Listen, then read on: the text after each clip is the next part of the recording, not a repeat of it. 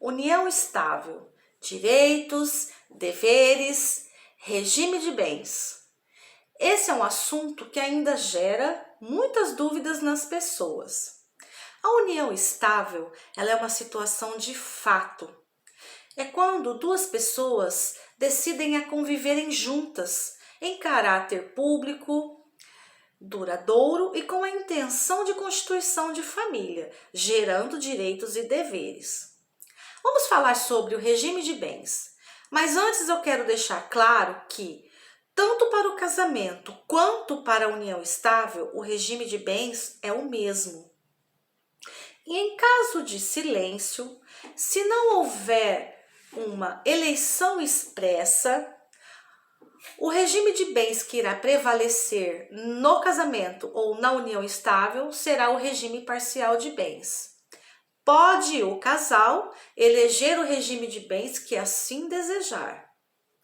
No nosso país, nós temos 5 regimes de bens no ordenamento jurídico brasileiro. Só que nós vamos falar somente sobre 3, os 3 mais importantes.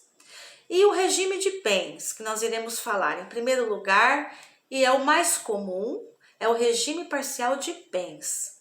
No regime parcial de bens, só se comunicam os bens adquiridos durante o casamento ou durante a união estável.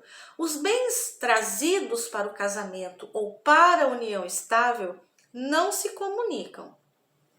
Não se comunicam também a doação e a herança. O segundo regime de bens que nós iremos falar é sobre a comunhão universal de bens. Nesse regime de bens se comunicam todos os bens, inclusive os bens trazidos para o casamento ou para a união estável. E o terceiro regime que nós iremos falar é sobre o regime de separação total de bens. Nesse regime, não se comunicam nenhum bem, inclusive aqueles adquiridos na constância do casamento ou da união estável. Em caso de divórcio ou em caso de dissolução da união estável, o cônjuge será meeiro no regime parcial de bens e no regime de comunhão universal de bens. No regime de separação total, ele não terá direito à meação.